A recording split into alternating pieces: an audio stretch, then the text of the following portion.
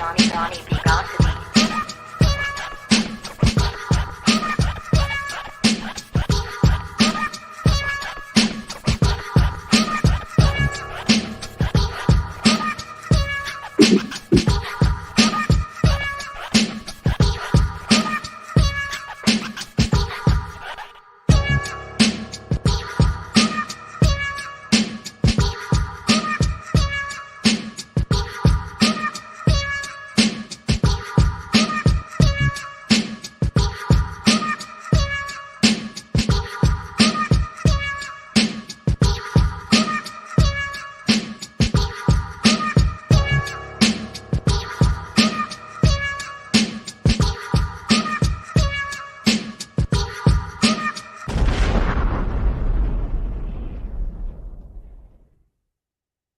Good day, good morning, good evening, ladies and gentlemen. It's Donnie B got the beats. We live on the latest edition of the beat, man. I got goosebumps, bro.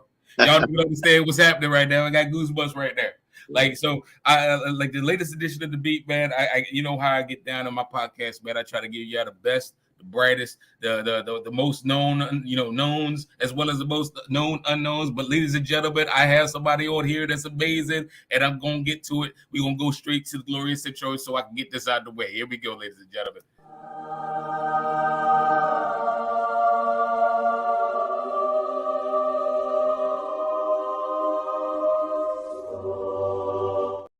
And ladies and gentlemen, like, look, y'all know Donnie B got the beats, man. I try to, I put DC on my back, bro. Everywhere I am, that's where DC is as far as I'm concerned, man. And I always try to find the dopest talent, the dopest individuals, and the people that, the paths that I cross, man. I just want to share these stories with you guys because people back home won't believe me when I tell them who I be rolling with. You know what I'm saying? And this brother right here, man, listen. I'm like fangirling right now because I grew up watching this brother, man. He literally laid the blueprint to who I am today, man. Like literally, you know what I mean? This man was on like TV before, like it was dope to be on TV. This man was doing it way back in the 80s. The 80s, the 90s. You know what I'm saying? Went to Hampton University, came back. This brother was still doing it. You know what I mean? He had my wifey. Maya Harris, make sure you call me Maya, you know what I'm saying, on the program, you know what I mean? So I'm just saying, look, I'm fangirling it, but it is what it is. You already know what time it is. I got dope talent in the building. It's this brother right here. This brother, I got much melanin love for this brother right here, Princedajour. What's going on, bro? How you doing, man? Donnie Beats. I like to call you Donnie Beats. You know what I mean? Like Donnie Brasco. I'm good, man. It's a pleasure to be here. This has been a long time in the making. We've been talking about doing this for about a year. Yes. And obviously, this is the time that we were supposed to do it. That's how life works. Everything aligned itself, man. So I'm glad to be here. Hey, won't he do it? Won't he will? No doubt. I love it, man. So, I mean, how you doing over there in the DMV, bro? Man, everything is lovely, man. Everything is vainglorious, as they say, man. God is good. We making moves, making things happen, man. This is full circle in motion for me. You talked about the 80s and 90s. It's funny. I've been in the game and more than 30 years, really longer than that, but 30 years in terms of being, mainstream professional wise. And so I'm still here. I'm still alive. I'm still, spitting the truth to the young black youth, to everybody who wanted to listen, like we used to say on Teen Summit, kicking the truth to the young black youth. And I'm just out here, man, just trying to save lives, help people to develop, learn about the industry, learn about spirituality, relationships, communication, the music industry in general. We have a lot of celebrities out here in the game, but unfortunately, a lot of people don't have mentors. And I said mentors, but not just mentors, but men who are tours, because we have a lot of women who are doing their thing, but it's time for the brothers to step up to the plate and give back, from all the things that we've learned. So that's what I'm doing in the DMV, and I'm traveling across the country, speaking at different churches, universities, different organizations, government organizations have me to come out and speak to people about life, man, about my story. So I'm glad to be here with you today, brother. I appreciate it, man. And for what it's worth, man, anytime you touch down in the La land, bro, make sure you hit me, man. If I can be of assistance when you're bro, please let me know. I got you. You know what I'm saying? West Coast worldwide. We got to give love to the West Coast, man, no doubt. It's been a minute since I've been out there, right? Exactly. So got to make my way back out there, man. But we got some stuff that's about to pop off, and definitely I'll be making my way out there, and I'm going to come check you out when I do. Appreciate it. Much love. Much love. Ladies and gentlemen, look, like I said, I got the one and the only Princedajour. Sorry, Durik, Princedajour. DaJour, All My Dago podcast, bro. Ladies and gentlemen, if you on, make sure you like, subscribe, follow. Make sure you chime in. Let the brother know you're here. We got a comment section. We got a whole comment section dedicated to the beat and the guests. So make sure that you like that, join up, let them know that you're here, and you know, so he can get all warm and cozy on the podcast because we want him back soon. You know what I'm saying? You know how this goes. But DaJour, look, we're gonna get straight into it because I try not to be shucking and jiving on this thing. Let's go back. Okay. I want you to let everybody know, for those that don't know who you are, I want you to let them know just who is Prince DaJour. Wow, man. Well, I don't think we have enough time for me to tell that. That'll probably take one of those Netflix series, you know, where you have like 17 parts to watch the movie. But Prince DaJour, man, I'm just a vessel, man. I'm a voice. I'm a vessel being used by God. You know, I'm not the religious guy, but I'm certainly a very spiritual man. You know, I'm being used by God, man, you know, through the medium of entertainment and, you know, literary, you know, books and music and movies and poetry. And so I'm one of those artistic kind of brothers, man, who lived a life in Washington, D.C., man. I came up from the dirt, man. I came up from the mud, you know, and God chose me. I'm kind of like, I always kind of equate myself to being like Joseph in the Bible. You know, I was chosen by rejection. I was chosen to do this. And typically when you're a chosen person in life, that's when you go through some of the most hellacious experiences in life. You know, you go through many losses, you go through many blessings, but you have to be a pathfinder and a forerunner to pave that foundation and that path for all the brothers like yourself and other people coming behind me. We're the ones that take the blunt force because we're on the front line. So back when I was on BET, I started at BET when I was about 17, turning 18 years old. BET was a brand new concept. BET was the first Black ever cable network. At the time when BET came around, there was no Black network. Black people really had a difficult time getting their music videos played, you know, and getting national exposure because MTV was the big game in town and they didn't really play Black artists. And the first Black artist that MTV played was Michael Jackson. Yeah. When Michael Jackson Thriller album came out, it just blew the whole world by storm, man, and it opened many doors. So Michael Jackson really was responsible for opening doors for Black entertainers to be heard in terms of hip hop and R&B. And so BET was the first of its kind. It was a brand new concept, just like how Facebook and Instagram and Amazon, they're pioneers to do what they do. BET was the first one. Keep in mind, people who are watching that, when BET was around, we didn't have any social media. We didn't have any Instagram, Facebook. We didn't have Amazon. We didn't have streaming. None of this stuff even existed when we came around. All we had was cell phones and pages, and that's how we communicated to one another. And BET was your social media. BET is the place that people used to go to get the latest fashion, the latest music videos, sports, news, entertainment from a Black perspective. So we were everything to the Black culture and beyond. And eventually it was beyond Black. You know, we started hitting the world. People from the Caribbean and Europe and London, Africa, people all over the world began to watch BET because it was innovative. It was the first of its kind. And I was blessed enough to be chosen straight from the mud, man. BET was in the neighborhood that I grew up in. BET was right in the hood, not far from the hood. You know how you got that defining line? One light is the hood, and the other side of the light is the middle class. Where I was on the side of the train tracks where it was the hood, and I used to ride my bicycle every day to McDonald's. Me and my friends would get on our bicycles, and we ride over to BET, and we'll stay across the street at McDonald's just to see the limousines pull up. And we would always wonder what celebrities are going to come out today. We used to see LL Cool J and different celebrities. I'm like, oh, wow, that's my dream. I want to be famous one day. I just knew it was something that I was supposed to do that was going to put me in front of people. And little did I know, and I used to watch Video Soul with Donnie Simpson, who's one of my mentors. You know, even today we do radio together now on Magic 102.3 in DC.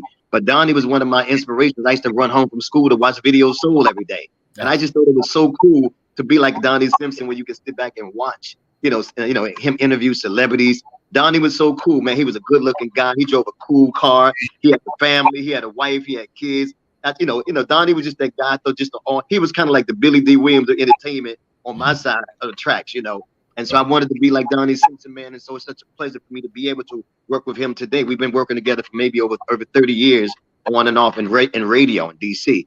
So 1 minute I'm across the tracks at McDonald's riding my bicycle, looking at BET, hoping to see what celebrities would get out the limousines.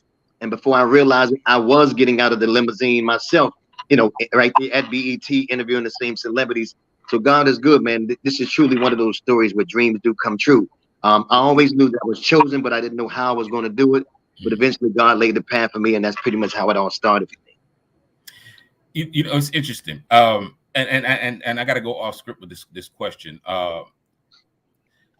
Growing up in the same kind of area as we say back in the DMV, you know, it's interesting because, you know, you juxtapose that against today's entertainment industry, and you know how many entertainment conventions and so forth and so on, and they'd be like, you know, DMV will never be another entertainment town, and you know what I'm saying, so forth and so on. But like you said, not a lot of people know that BET was right in our backyard. Hell, even 227 was a depiction of DC, on mainstream TV. You know what I mean? And right in the heart of DC, man, literally in the nation's capital, not far from the hood. That's where they built it. You know? Yeah. So like even in high school, we had a teacher, and the teacher would take us over there to the tapings. You know what I'm saying? And it was interesting because, you know, we honestly, outside of BET, we don't really have anything like that. Right. In DC. area. Yeah. You know, so again, that's why I say grew up watching you, bro. Like watching, like because it was just like holy, like, and like you, it was always like, dude, I want to do that, and I know I'm going to do that. I just need to figure it out. Four score and years, but you know what I mean. We somewhat at the caliber, but I'm no Prince DaJour. You know what I mean. But let me ask you, when somebody talks, you know, because I'm sure you've heard the rhetoric, right? But if somebody tells you like DC will never be an entertainment town or so forth and so on, how like what is your retort? Like how do you respond? Yeah, well, when people say that DC will never be, you know, like an entertainment, you know, cap, sort of like Atlanta or LA or New York, that's not true. Not only are we one of the most powerful cities in the world, because this is where the White House is, right. This is where the government is. So that's just a whole nother political thing. Not that it completely works in our favor, but I'm just saying. But location-wise, you know, this is one of the most powerful cities. But we have a lot of talent out of DC.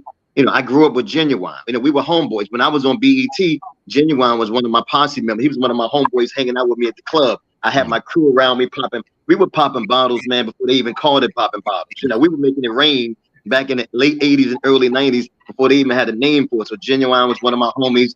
Raheem Devon is from DC. Johnny Gill from New Edition is from DC. Marvin Gaye was from DC. We have Tony Braxton and the Braxton Sisters from DC. We have Star Point from DC. We have, you know, a lot of the go-go bands, EU and Chuck Brown, Doing the Butt, all that's DC's music. And so, you know, and go-go is the music and the sound of Washington, DC. Everybody got their own sound and style. Luke, back in the day, had that pop, that coochie music, you know, that bass music down south. That was before the Dirty South started calling it the Dirty South. And then you had all the kids down in Louisiana, they had the Zydeco.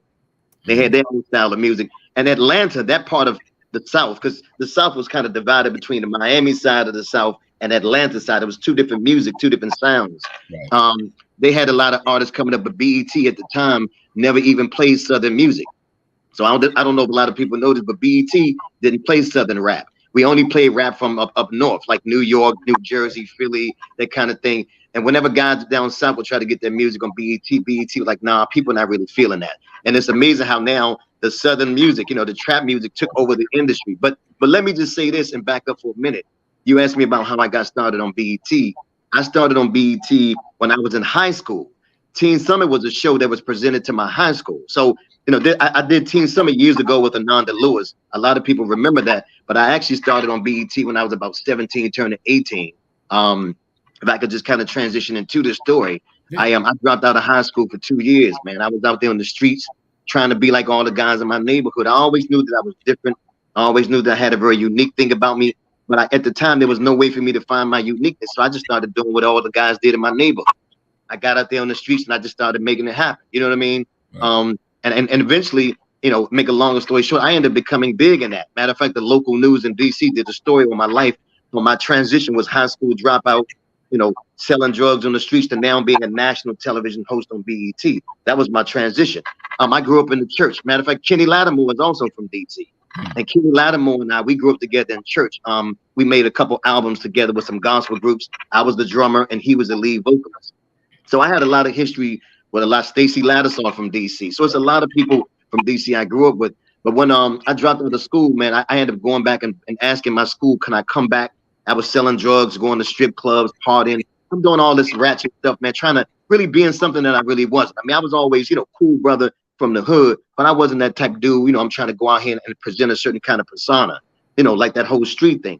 So, but my persona is really what saved my life, because I didn't look like the stereotypical drug dealer. That's probably why I never got caught. You know what I'm saying? They would run past me and look for the other brother that looked the part. You know what I'm saying? With the big gold chains on and all that. And I did that too for a minute. But make a long story short, brother, I ended up going back to my high school, and they allowed me to come back, and I had to go to night school and summer school to make up the credit for dropping out of school for 2 years. So I had to go to day school, night school, and summer school, and just kind of make up 2 years worth of credit. But God has a way of doing things, man, and I'm here to tell you that God's timing is divine.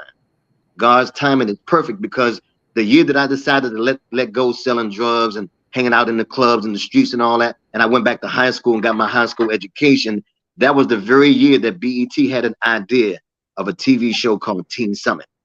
Bob Johnson, who was the president of BET, his wife at the time, Sheila Johnson, had a vision of a show for teenagers called Teen Summit, and to give teenagers a voice in the community to talk about the issues that they're dealing with: drugs, teen pregnancy, alcoholism. Teenagers had a lot of different issues, you know what I mean? And so they sent out letters to all the area high schools in DC, Maryland, and Virginia, and they asked all the school teachers to send 3 representatives from every high school throughout the entire DMV. And so from my school, they chose 3 of us. And out of all the other schools, only 1 person made it. But from my high school, shout out to McKinley High School, McKinley Tech. From my high school, all 3 of us made it. And so that's how, and they called us the posse. They had about 10 of us sitting on a panel, and the boys had blue sweaters on, like college varsity sweaters. The girl had red sweaters on, and we talked about topics live every Saturday morning, just like we're doing right now. Every Saturday morning, we would talk about teenage topics, and a lot of adults started chiming in, because a lot of parents wanted to know what their kids were really going through, growing through. And we had different celebrities on the show, different rappers and actors and singers. So that's how I really was exposed nationally. So BET put me on the map. I was just a kid trying to find my way. And when they gave me an audition and an opportunity to do Teen Summit, it made me sort of a national figure. People start calling me from all over the country saying, yo, I see you on TV, man. How you do that? All my cousins from all across the country. And I had people from the Caribbean and all over the world, man, reaching out to me, sending me letters.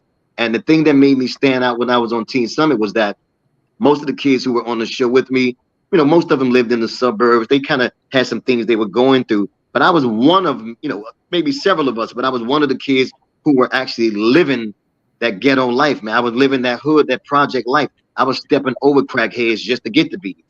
I'm stepping over drug addicts and drug dealers and walking over the train tracks just to get to BET. And so that was really my true life story. And I think a lot of kids could relate to me. So I was one of the only ones out of all the kids receiving fan mail. And BET just saw an influx of fan mail coming in every week. And they're like, who is this guy, DaJour? When he talks, people listen, man. And all the kids start telling me, hey, I can relate to you. I'm a teen mom. I'm a teen dad. I'm on drugs. My father left my mother. Just everything you can think about that teenagers go through. I had an abortion yesterday. What should I do, DaJour? They asked me all these questions. I'm thinking, what make them think that I know what to do? But I always had a sense of wisdom. God has always given me a sense of wisdom to just have answers. Kids would come in my classroom in school and just bring their desk around my desk and kind of circle me in. And a school teacher, that's how he said, you know what, you're a leader. You need to audition for that show, Teen Summit, because I noticed that whenever you talk, people listen. And all the kids would bring their desk around your desk, and you would be in the center of this circle, and you just spitting knowledge to all these kids like you're an old man, an old soul. And that's what made him want me to audition for Teen Summit. So that's where it began for me with Teen Summit as a teenager myself, telling my story. I was a teen dad. I used to bring my baby to BET with me with a diaper bag on my shoulder just to film Teen Summit. So I was living all this stuff. People had no idea what was happening behind the scene, but my daughter's mother at the time was out there on the streets and kind of got caught up. So I was a single father at 18.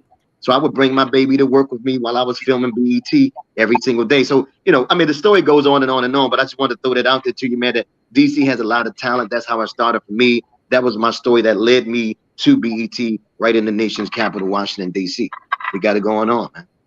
Yeah, and it's interesting because I didn't know. I'm today years old, bro. Like I didn't know none of that other external stuff was happening. All I knew was this young brother's on TV. He looks like me, and back then it's not like a lot of opportunities for people like us to be on the TV. So it's just like on the whole time I'm in awe, and I'm like, dude, like, how? You know what I mean? Like, so I, and then like I said, saying like, but baby mom, like my baby mom was on TV, and you had both of them because it was like, what I'm saying, well, it's three because it was Claire Huxtable, it was Ananda Lewis, and it was Maya Harrison, and I was like, yeah. So you got 2 of the 3 on it. But AD, it's funny you mentioned Maya because the R&B singer Maya is who you're referring to, Maya Harris. Maya was one of our Teen Summer dancers, and her father, Haji, was a friend of mine back in the day. So we had a DJ and we had different Teen Summer dances, kind of like in Living Color. And Maya started off as one of our dancers. So, and then Ananda Lewis, and then like you said, we had the Cosby Show, hanging out with us as well, man. So we did a lot of stuff back then. Yeah, but it's saying all that to say, it's like watching it all play out. Like you don't understand. Like I just growing up, just like I used to, because again, there was not a lot of avenues for people like us. That's right. And then even know that they're doing this. Right. I know exactly where they're doing it.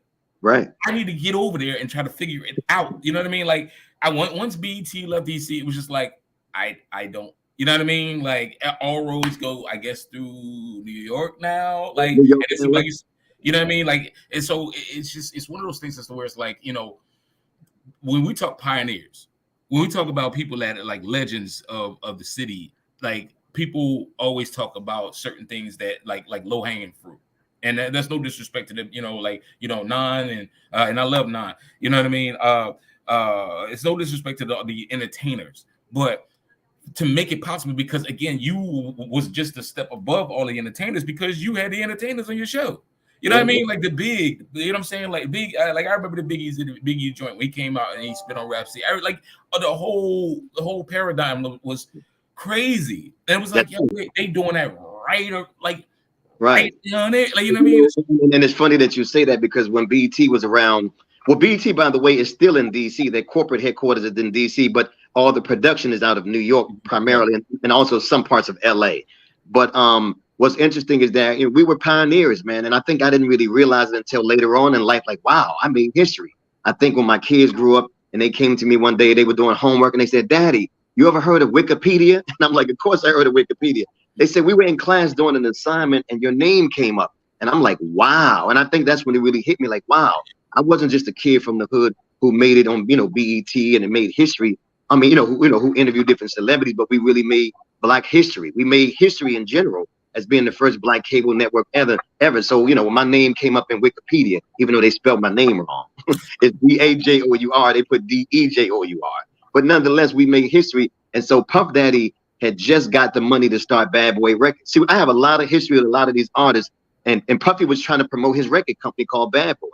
And so we reached out to Puffy and we flew his entire staff to DC, all his artists. We had 112, we had Total, we had Craig Mack, who was Puff Daddy's first artist. And we had a guy named Notorious B.I.G., which nobody never heard of him. He was in the background because Craig Mack was the first artist that they released on Bad Boy. Yeah. And we filmed them right here on New York Avenue at the Arboretum in DC. I know you know what that is, right on New York Avenue. Yeah. And we filmed the entire Bad Boy staff. And so I did a personal interview with all of them. And we kind of blast them out there, throughout the country. And so Bad Boy Records, man, Puffy was getting interviews from different people, but we definitely helped put him on the map in terms of interviewing all of his guests. And then of course, me and B.I.G., Notorious B.I.G., we did a 101 interview at a place called Georgia Brown's. We sat down and ate and we talked about his life. And man, he was one of the most beautiful brothers, man. I mean, people have this image of the Notorious B.I.G. being this gangster rapper, hardcore. That was just a persona that a lot of rappers had. But behind the scene, man, he was a loving father. He was like a teddy bear, like a gentle giant, man. He had the sweetest spirit. And we just kind of bonded like brothers at that particular time. And we vibed, man. And then he started blowing up. And when he blew up, everything just changed in terms of him just being B.I.G. that we know him today, or how we knew him before he died. And then I've interviewed, Tupac Shakur. I interviewed, Dr. Dre. I worked with Kobe Bryant, Shaquille O'Neal. I interviewed matter of fact, I interviewed Kobe Bryant when he first got signed. He was like 18 years old. And I remember going to Los Angeles, Pacific Palisades is where he lived at the time. Yeah. And I interviewed him and Kobe Bryant. We went in his backyard. We interviewed for a couple hours, and he used to live in Italy. So we talked a little Italian because I know a little bit of different languages. And we were talking, and man, Kobe Bryant's house was on top of a mountain. And when you look on the back of his backyard, you look down and the clouds were below his backyard. He was so high that the clouds were below the level of his house. And I remember telling him one day, I said, man, you're going to be big, man. You're going to be a big star one day. He was only 18 years old. He was brand new, just got signed, I think, to the LA Lakers, I believe. And he was brand new, and he got, that Adidas endorsement and all that. And I said, man, one day you're going to be big above the clouds. And we were laughing about that. And here we are today. He literally is above the clouds, man, because he died and he became a legend in basketball. So I can go on and on for days about the people's lives that we affected on BET. When we had the first interviews of a lot of Jermaine Dupri just started his record company. He had a group called Crisscross. Jermaine Dupri was only 15 years old at the time when we interviewed him. He was one of the youngest producers in the game, a multi-millionaire producer. His father was already in the music business. So I have history with a lot of people who started in Outkast. I gave them one of their first interviews in Washington, D.C. We were go-kart racing, and I interviewed them, had the cameras filming us while we were go-kart racing, and nobody never heard of them on the East Coast. And so we gave them a shot. The Goody Mob, we gave them a shot. LaFace Records with L.A. Reid and Babyface. We went down to L.A. and to Atlanta and filmed the entire record company. We had TLC, we had Goody Mob, Outkast, we had The Dungeon. Those were some of the producers, Rico and The Dungeon. Yeah. They produced a lot of those songs for TLC and Outkast. So I'm actually working on a book that's going to tell all this story, all these stories that I have about different people that I work with, a lot of information that people don't know. But yeah, man, this is all pretty much how it all started for us. This kid from the hood in DC, God gave me an opportunity to be a mouthpiece and a voice and to be a catalyst for young people, man, and people in general across the country, and to put DC on the map, because we never really been on the map for entertainment as much, even though we had talent here. But when the 90s came, we just blew it all up. And that's when everybody just started shooting out like stars all over the place. And that's pretty much how we did it. BET was the only game in town to give you that national exposure. Matter of fact, we were the only game across the world because there was no other place that Black people can go to get their music videos played other than MTV. And they only allow certain people to do their videos. But BET, we gave people a choice and we gave people an opportunity to expose their music. So all the artists that you see here today, their career is a result of what we did in the groundwork we laid back in the 90s when we gave them an opportunity to be heard. We gave them a voice, man, and a choice. So BET did a lot for us. People say a lot of negative stuff nowadays about BET because BET has changed a lot. And of course, they sold the company, and it's a whole nother regime that's taken over BET, where it's not completely all Black anymore, which is okay. I mean, as long as they're giving us a chance. But BET, when it was all Black, definitely gave Black people and people across the world an opportunity to be who we are today. It wouldn't be Mary J. Blige, or LL Cool J, or Run DMC. It wouldn't be none of these artists without BET giving them that exposure and definitely giving me an opportunity. This kid in the hood, this high school dropout dude selling drugs, trying to find his way through life, an opportunity to be one of the catalysts, man, to lead the army, man. And that's what I'm doing right now. And you definitely did lead, brother. Like I said, just watching, humble kid, coming up, trying to look for an identity, man, and just seeing somebody like me on the TV, brother. Like, and I always say this on my podcast too. I'm a huge fan of verbiage, man. Like how a person speaks is how a person presents themselves, and so you can always tell how educated a person is. It doesn't matter about what your walk of life. It doesn't matter about your choices, but if you know how to your choice of verbiage and your choice of words tells you a lot about a person. And that was just always something that stuck with me and resonated about Prince DaJour. It's like, bro, like this dude, man, like the way he puts his words together, you know what I mean? Like it was always a presentation. You know what I mean? Thank you. And well, Donnie, it's funny you say that because at the time I thought that my purpose in life was to be, an entertainer, a host, which I still am a host, and it's something I will always do. But as I began to mature in life, I realized that God put me on BET and in radio and to do all the things that I've done, not just to be an entertainer, but to be a voice for the people. I'm not a politician and I'm not a preacher or anything like that, but I have all those giftings inside of me. I'm the type of dude, again, I'm not religious, but I am psychological. I am prophetic. I am, streetwise and street smart. I have a combination of multiple dimensions in me, and God gave me that opportunity to be able to be a communicator. And not just a communicator, but an effective communicator where I'm able to speak the language of my audience. In order to be an effective comedian, rapper, singer, actor, politician, or preacher, you have to know your audience. And if you don't really know your audience, you will never make the connection with your audience. So God has given me that opportunity. And, in this scripture that says, out of the abundance of the heart, the mouth speaks. So whatever is inside of a man's heart will come out of his mouth. And that's why when you meet a person, you don't have to worry about whether they lying to you or not. All you have to do is let them speak for a little while. And the more they speak, they will tell you their truth, because it's going to come. Your life is in your mouth, and it's going to come out of your mouth. So on BET, I started with Teen Summit by being a voice, a speaker, talking about teen pregnancy, drugs, alcoholism, all that kind of stuff. But eventually I started really having something to say. I didn't realize that my life, my pain that I went through was my university. The pain that I went through was educating and preparing me to be a voice to educate other people from the pain that I went through. I was sort of like the crucifix, in DC. I was the spiritual crucifix where I had to take all the pain that I went through, and God gave me a message. So I became more than just, an entertainer, but I became a messenger, and I had a message, but not in a way where I'm trying to preach to you or anything. I just wanted to kick it with you on a cool, laid back kind of level where I could be your therapist, your psychologist, your prophet, your preacher. I can be that dude from around the way. But at the same time, when you walked away from my presence, you knew within yourself that you felt a sense of healing, because that's the gift, that the anointing that God had on my life. And so, but I was confused because there wasn't nobody else like me at the time. I'm looking for somebody to be. Most of the guys were either preachers or psychologists or therapists. Here I am. I'm this kid from the hood where I have all these gifts just like them, but I'm not like any of them. You know what I'm saying? So I didn't really know how to fit in. I said, God, where are you going to place me at? Because I'm this dude who looked like a rapper or a singer, actor, but I got the gifts of a preacher, a prophet, a psychologist, a therapist, a motivational speaker. I have all these gifts. I don't really know what to do with this. Now we have a million motivational speakers, but back then there was no such thing as a life coach or motivational coach. People didn't really use those phrases back then, other than people from the church. And so what I realized now, bringing you from then to now, is that God is using me to be just a voice. I couldn't think of another name to call myself.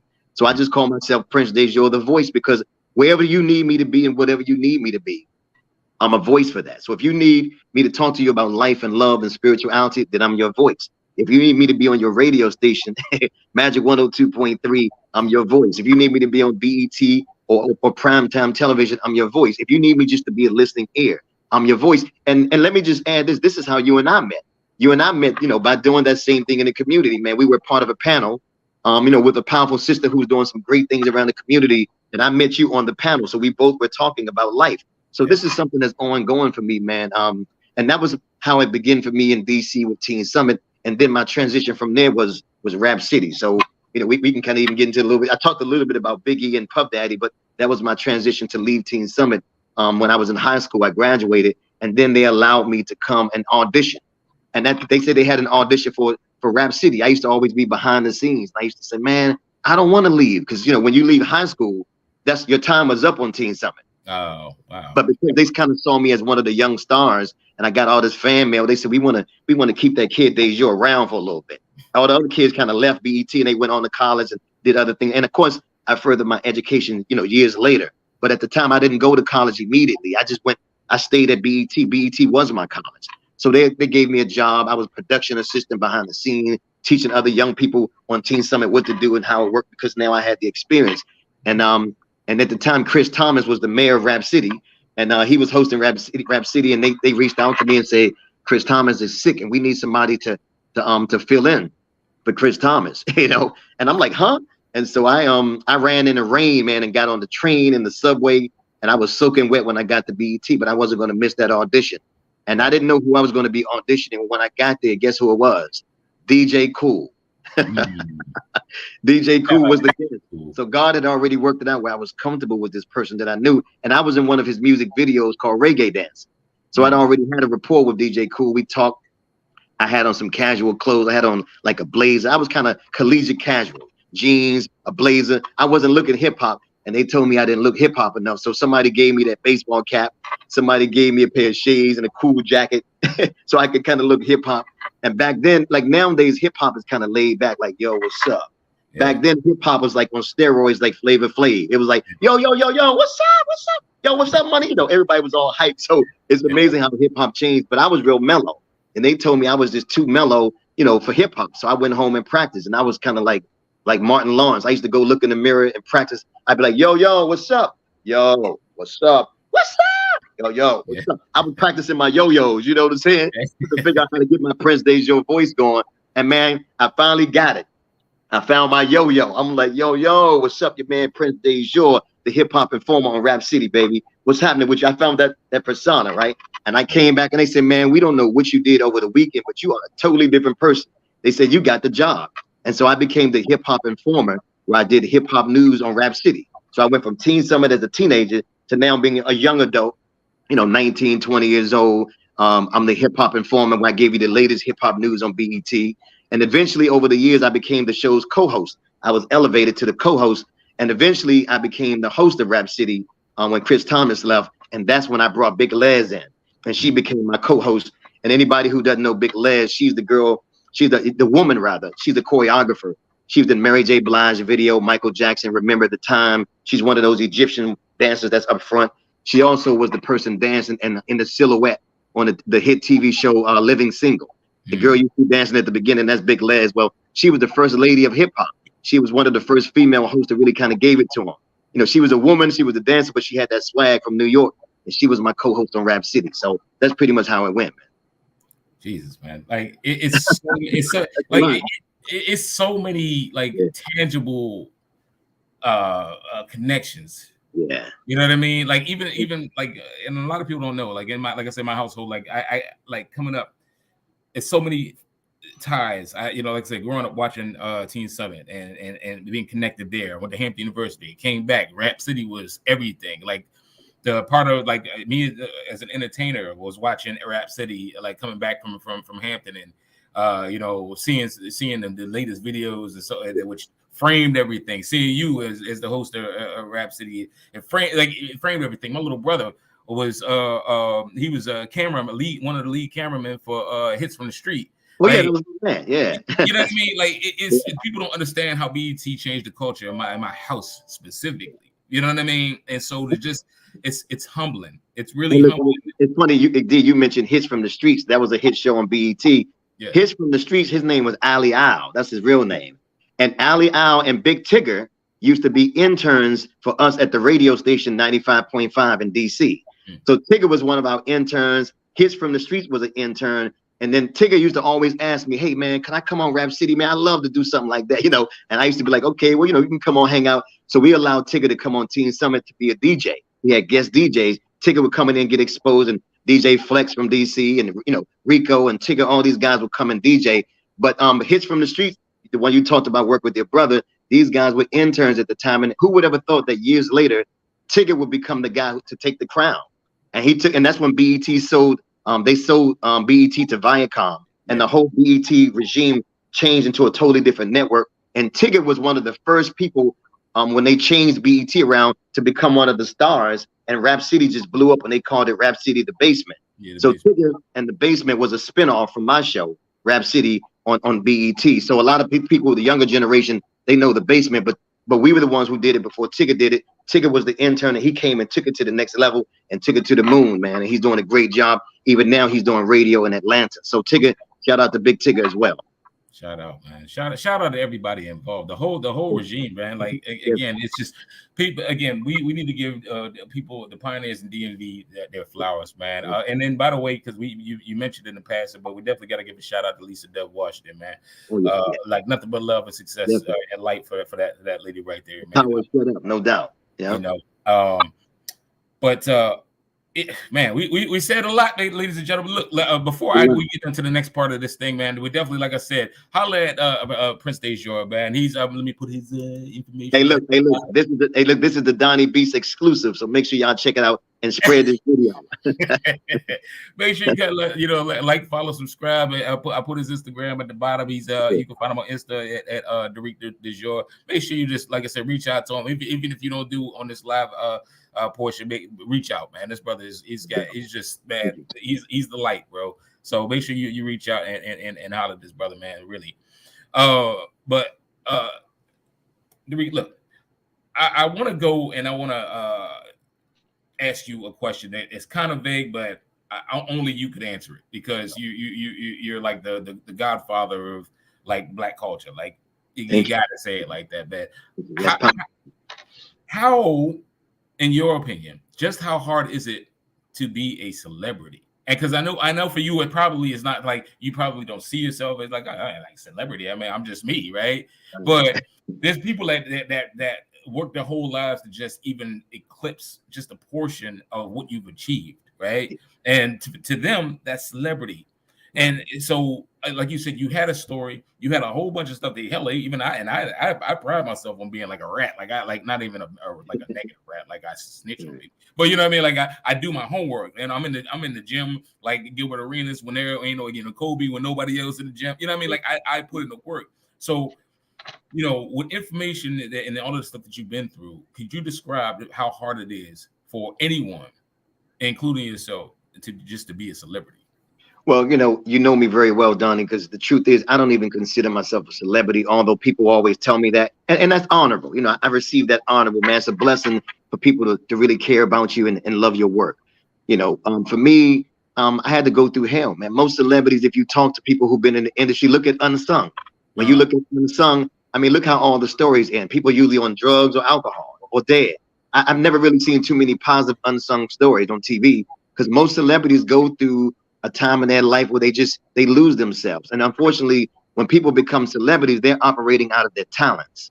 Right. And so, and I did the same thing. When people knew me as a celebrity on BET in my younger years, when I was in my 20s, I was famous because of my talents, you know, but now I operate out of my purpose. But I had to pay a hell of a price to understand what my purpose was, because when you operate out of your talents, you have to always look over your back and be cautious of who's coming up behind you. You're always worried about competition, who's going to be better than you, the next guy who's coming up and take your job. But when you operate out of purpose, there is no competition. Right. And that's why I operate out of purpose, because in purpose, God only made you and he broke the mold. And so God made you for a particular purpose in your life. There's nobody else like you. There's nobody else that can do it the way that you're doing. And that's what I had to learn. But when I first got into the game, you know, I started off being a drug dealer. I'm trying to be like the guys in my neighborhood. No disrespect to them. Shout out to Edgewood Terrace. That's where I learned all my life lessons. But I was trying to be like all the guys in my neighborhood, not knowing that I was already somebody special. I was already somebody unique. And then when I got into the entertainment game, that thing just kind of spilled over. When now I became a celebrity. You know, I became, you know, some people would say a star or celebrity or famous, whatever. And so then I got in the game. I'm thinking, okay, this is where you're supposed to be cool and hip, because the image that was being personified when you're a celebrity from the hood was almost like being a drug dealer. You got your gold chains on, your fly cars, you pop bottles, you go into the strip club, you know, you're doing all the same thing that the drug dealers did, just that you're a rapper. And that's when they coming up with the idea of the concept gangster rap. And the truth is, real gangsters don't rap. So that's a whole nother show. Because if you're a real gangster, you don't want nobody to know you're a gangster. And if you don't know what I'm talking about, watch American Gangster with Denzel. You know, he told him, keep it quiet. You don't get loud. So if you're loud, you call yourself a gangster. If you're loud and you call yourself a gangster, you ain't a real gangster.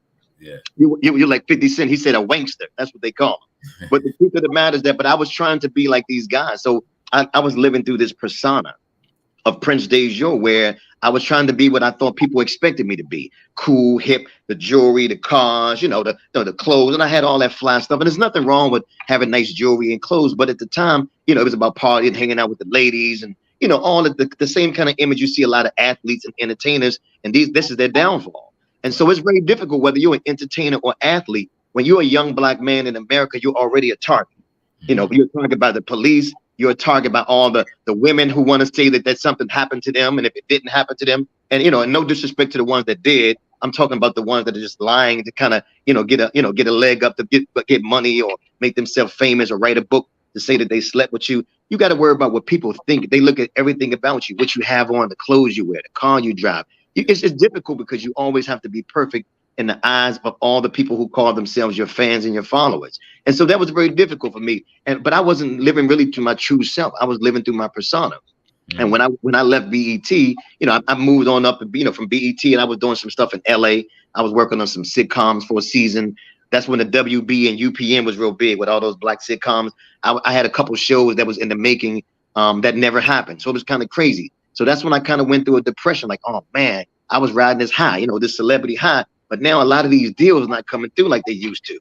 And it causes you to go into a depression. And I went through a depression like most celebrities. I went through a depression. You know, I mean, I still was able to take care and you know, and pay the bills and eat. But at the same time, times are hard, man, because I'm looking for that same energy, that same vibe that I had when I was a big celebrity on BET. I was never living on the streets or nothing like that, thank God. You know, that was never my story. But I know mentally I probably felt just as bad as the guy who did live on the street. Because when you go through a depression, you know, it'll blow your mind. So I had to learn how to be, Prince DaJour without letters behind my name. And then this is deep, and I hope you can get this. All my life, I was always Prince DaJour of a certain letter behind my name, a certain radio station. Yeah. Prince DaJour of WPGC 95.5. Prince DaJour of BET. Prince DaJour of CBS. Prince DaJour of Viacom. Prince DaJour of Heaven 1580. Prince DaJour now, presently, I'm on Magic 102.3 with Donnie Simpson, even today. So I've always been a guy with a name, but when I had that season where I wasn't really doing radio too much and I left BET, I had that middle passage experience where it was sort of like a cave, an incubator of life. And God had to introduce himself to me in a different kind of way, not through church, not through religion, but a personal experience with God. I was introduced to God through my pain, which introduced to God through my pain, and God took my passions and turned it into my purpose. And so when I had to go through that phase, I began to see a lot of other celebrities who were going through the same thing that I went through. What happens when you don't have a new movie out anymore? What happens when you don't have a new album out, a new record out anymore? What happens when you're not doing a commercial? What do you do with your life when everybody is not screaming your name? And I had a difficult time mentally wrapping my head around that, because you get high. You get high from people screaming your name. Oh my God, Prince DaJour, Wu-Tang Clan and Puff Daddy and Notorious B.I.G. But what happens when the music stops? And so when the music stops, you're forced to have to deal with who you are and who God created you to be. And so God began to speak to me one day, man, through my meditation, and said, you don't need these letters behind your name to be who you are. I've already created you to be who you are. Just stand on your own name, Prince DaJour. It doesn't have to be of anything. And so, make a long story short, I ended up going back and further my education. And in 2013, I received my PhD. And so from a guy who dropped out of high school and going through all this popping bottles and BET, it took me a long road to really begin to understand that God wanted me to be able to educate people about life, about the entertainment industry. So I received my PhD in 2013. And ever since then, I've been just hitting the ground running, man, just trying to teach people about life, education. You don't have to lose your swag. You don't have to lose your flavor, your vibes, but you do have an obligation to be who you are. And so I was living through a persona. It's almost like COVID-19. Everybody was walking around with their mask on. That was very symbolic of really how we live our lives every day. Many people are walking around with a mask, not being their true self. I was being my true self, but I was being a part of myself that wasn't my complete, genuine self. I was trying to be extra hip hop and extra street and extra cool. And I realized now that it's okay to be intelligent. Because back when I was coming up, the girls wasn't really feeling the guys that was super smart. They were feeling the guys that had the street swag. All the drug dealers and all the ball players. So all the guys who were intelligent like myself, we kind of felt like, damn, we ain't getting no kind of love. You know what I'm saying? I mean, I ain't never had no problem, finding a young lady to date. But I'm just saying, for the brothers who did, being cool, was the way to go. Being smart wasn't the thing. But nowadays, you can be yourself. You can be smart, cool, street, whatever. And I think everything is acceptable. Thank God. And so it caused me a lot of pain to become what people call a celebrity, because you have to pay a price. Being a celebrity costs a price, and it doesn't go on sale. And you don't get any coupons for being a celebrity. You must pay the full price of being a celebrity. So that's why when people gossip and talk about celebrities, I'm very sensitive when I'm in conversations, those water cooler conversations about celebrities, because I know what it's like when people gossip about you. I've heard all kinds of things on social media that wasn't even true about me, but it was nothing I can do when I heard people talking about me, and it hurt me. It hurt me very deeply. Like, wow, why are they taking the time just to talk about me? They don't have any other business in their life. But that's when somebody told me. Somebody told me this a long time ago. If people are gossiping about you and they talk about you, welcome to Hollywood.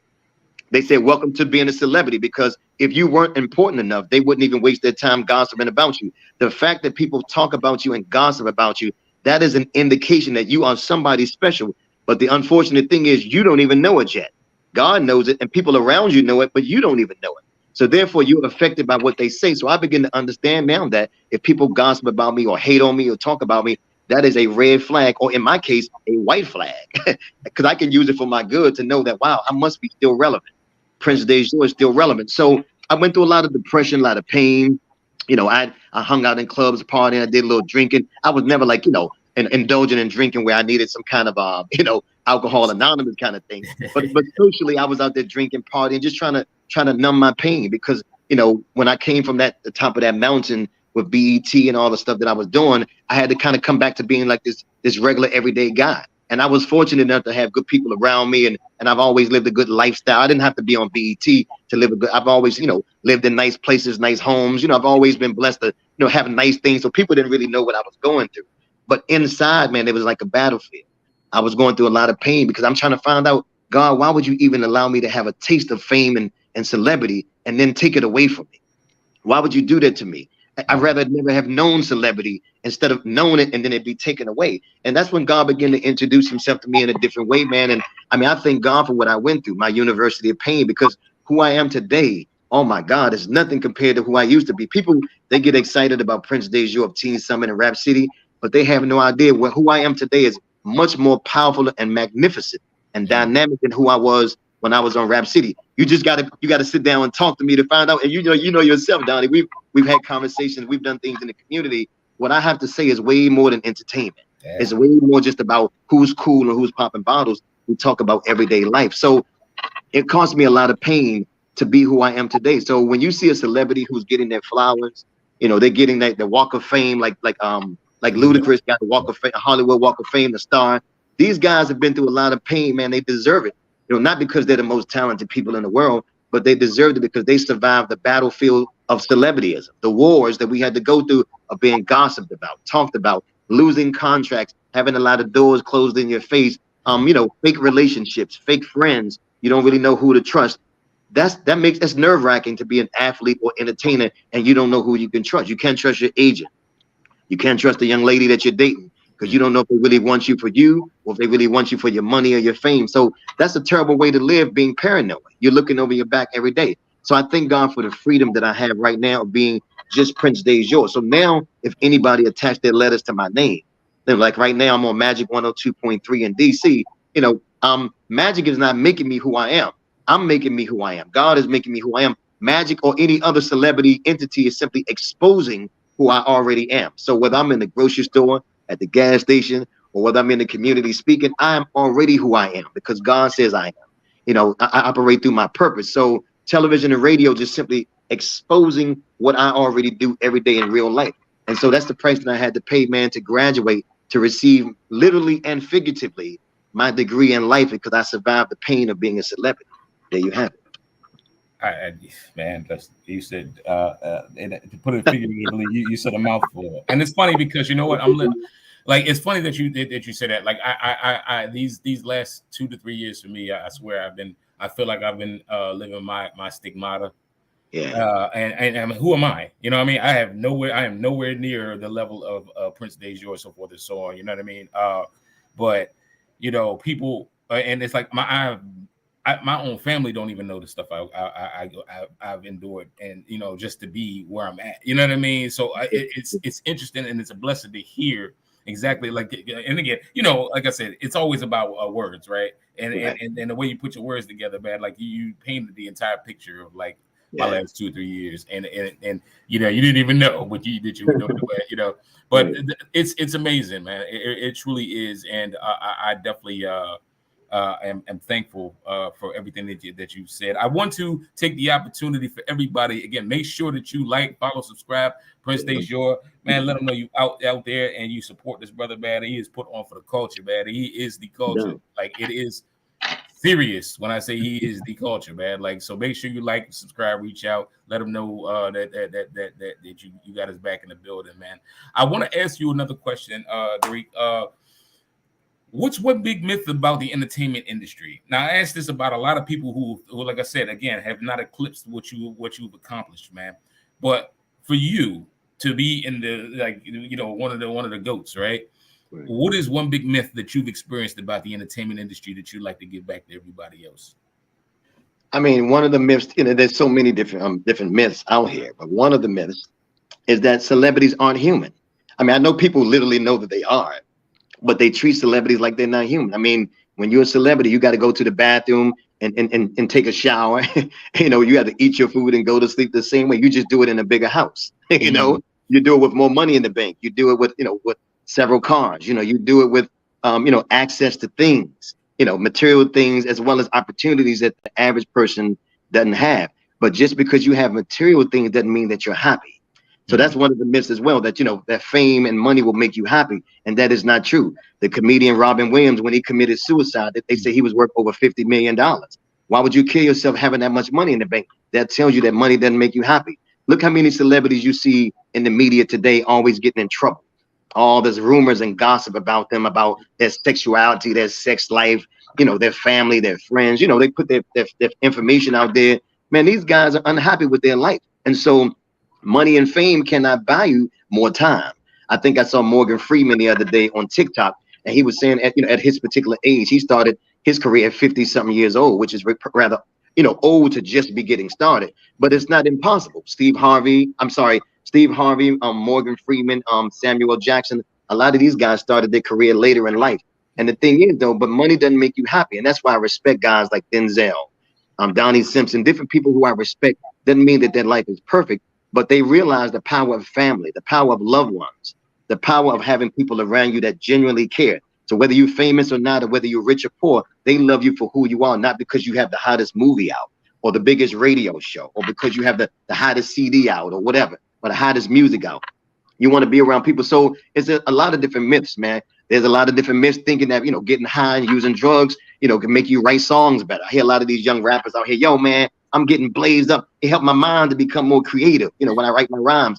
Hey, man, the bottom line is I'm not speaking against it, because you do what you do. You know, everybody got their advice. We all have advice in some kind of way, you know, but at the end of the day, just make sure you're being careful what you're doing to your body, because you're killing yourself, you know, and actually drugs kill more brain cells than they develop them. So, you know, if you understand the medical perspective, I just want to speak against that, you know, I'm not knocking brothers doing that thing, but just know that you have to take care of yourself and be mindful of how much you do what you do when you do what you do. So there's just so many different myths, but those are just some of the main ones that come to my mind. I'm glad you put it into that perspective, and yes, you're absolutely right. Again, everything in life is about math. It's all mathematics, man. Like you know, I mean, if you really want to boil things down to a science, quantum physics. Quantum physics. That's right. Man, I had the luxury of taking that at Hampton University.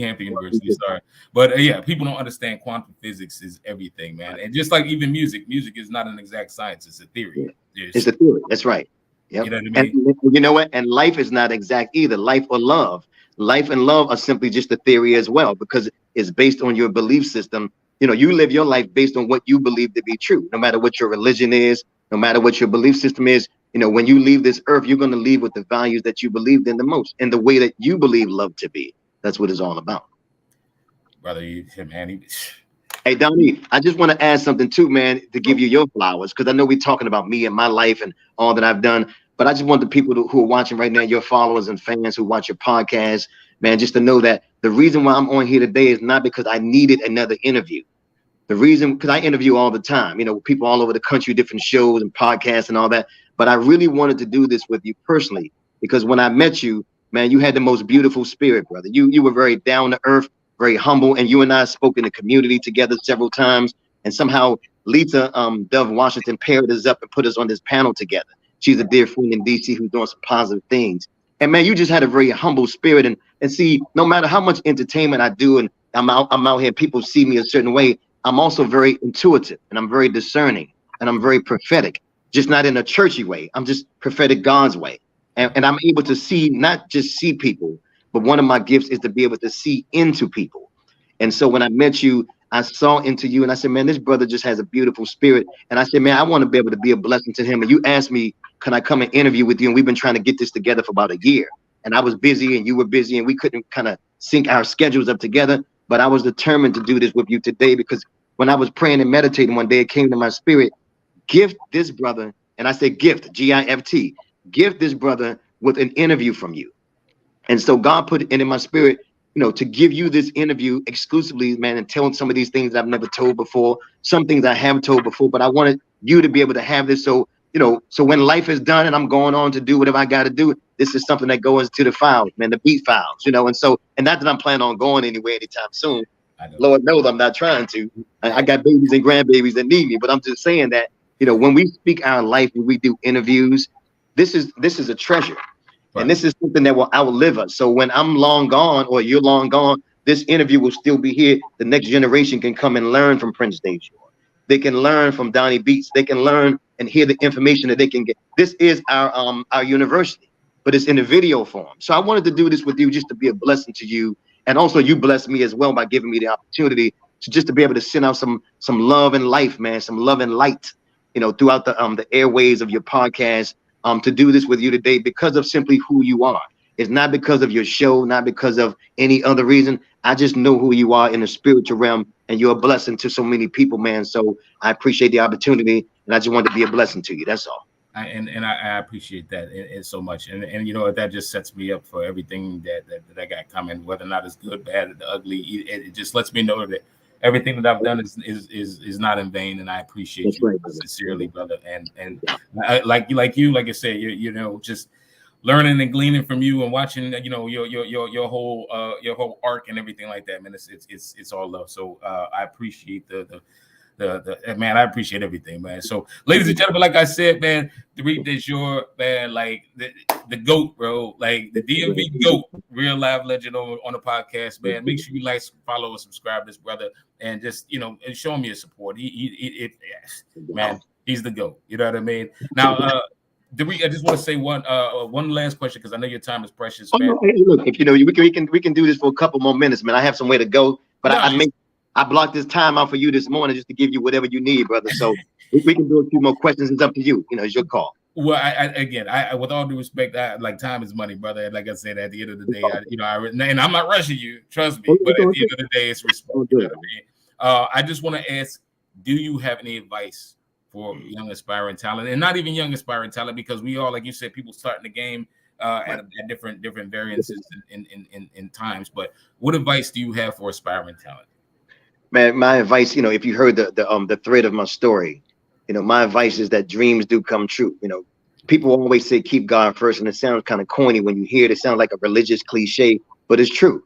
You know, keep God first, but not the God of religion, the God of your soul, the God of yourself. You know, in other words, God has a personal relationship with you. God wants to speak to you, and listen to the voice of God. Take time out to pray and meditate, you know, and find God your own way on your own path. It's not about what people tell you it has to be. It's not that it's only in one particular book or one particular building, but it's also, the Bible even says, my word I've kept hidden in your heart. So God's greatest writings and scriptures are really hidden in your heart, where man can't contaminate it or touch it or rearrange it or revise it. And so my advice is to perfect your craft. If you have a talent, perfect your craft. We talked about me being on Teen Summit in Rap City. One thing we didn't talk about, and I'll just briefly say, when I left Rap City, I then later became the host of the very show which gave me my start. I became the host of Teen Summit with Ananda Lewis. And that's what a lot of people remember me, like in the mid 90s, of us taking Teen Summit to a whole nother level. So I was blessed to become the very host of the show that gave me my start when I was 18 years old. And so dreams do come true. From a kid from the hood, a high school dropout, a drug dealer, I was a teen father. And my father was found dead in this apartment. You know, my brother died from a heroin overdose. I had another relative addicted to crack. I've been through all of this. I was a teen father. So with all that being said, man, in my story, dreams do come true if you perfect your craft, believe in God. Don't take no for an answer. I had more doors closed on me than doors open for me. And don't let that determine who you are. Don't let them kill your self-esteem. Don't let them kill your belief in yourself. You keep on pushing and keep on being unique. It's okay to be different. It's okay to be unique, and just keep going for what you know. Go look for opportunities. Opportunities won't always just come to you. You got to go out and seek. You know, ask and it shall be given. Seek and you shall find. Knock and the door will be open unto you, is what the scripture says. So that means that there's some work that you have to do. A lot of people just sitting back waiting on God, but God is waiting on you. And so, you know, you go back and do your thing. You do the natural thing, and I believe that God will do the supernatural thing. And so just go for it, man. You know, look for a unique way. And nowadays, this generation, you have so much opportunity and so many different opportunities and so many situations where you can create your own platform. You can make your own path. Social media, we didn't have social media when I was coming along. Now you got TikTok, you got Facebook, Instagram, you got Snapchat, you got so many different things. You can post your own music, your own video, your own poetry, and place yourself before millions of people across the world. And if you keep doing it and be consistent with it, somebody will discover you if you're good enough, and if you're above the rest. And it's really that simple. From his mouth to God's ears, ladies and gentlemen. Make sure you like and follow, subscribe. Durik, Prince DaJour, man. Like, again, go on his Donnie B. My man. Like, listen, so Durik, I'm like I said, I'm gonna let you go because I know your time is precious, brother, and I have nothing but the utmost respect for you. Thank you, with regard to that.